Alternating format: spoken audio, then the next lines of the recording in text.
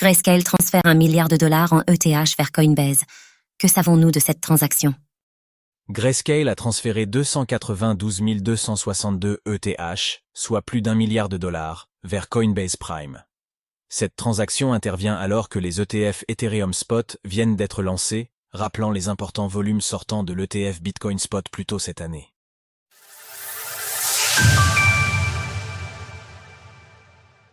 $1 milliard déplacés vers Coinbase Prime.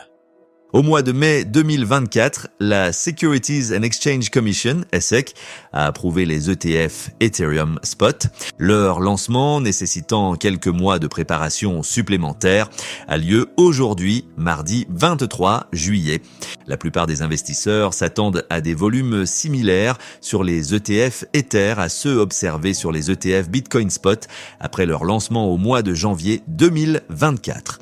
Dès les premières semaines, les ETF basés sur le BTC ont enregistré d'importants volumes entrants sur la quasi-totalité des fonds, à l'exception du GBTC de Grayscale, qui n'était pas un nouvel actif, mais une transition venant d'un Bitcoin Trust. Plusieurs facteurs, dont une décorrélation du prix du GBTC plusieurs mois auparavant, ont poussé les investisseurs du GBTC à prendre des profits, créant d'importants volumes sortant de l'ETF de Grayscale. L'Ethereum Trust, l'ETH, ayant subi une décote similaire, devrait connaître le même sort.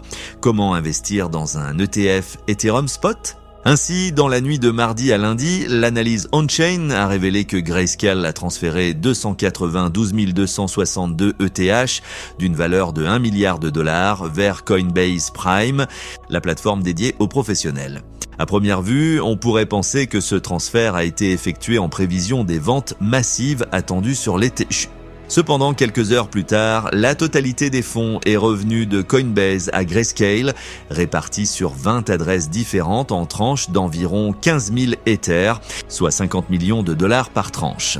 Pourquoi les 292 000 ETH sont-ils revenus vers Grayscale ?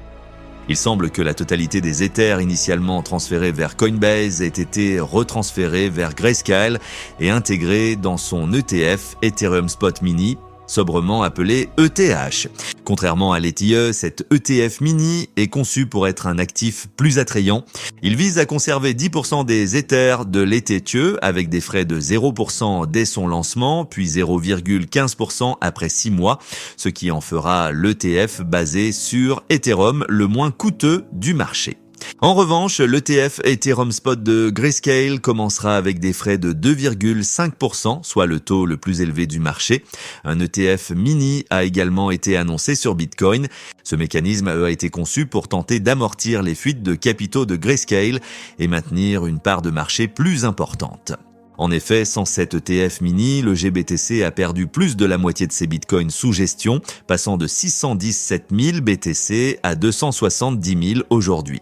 Concernant la performance des ETF Ethereum Spot, plusieurs analystes estiment qu'ils devraient accueillir pendant les 18 premiers mois environ la moitié des flux nets entrants enregistrés par les ETF Bitcoin Spot, soit environ $15 milliards.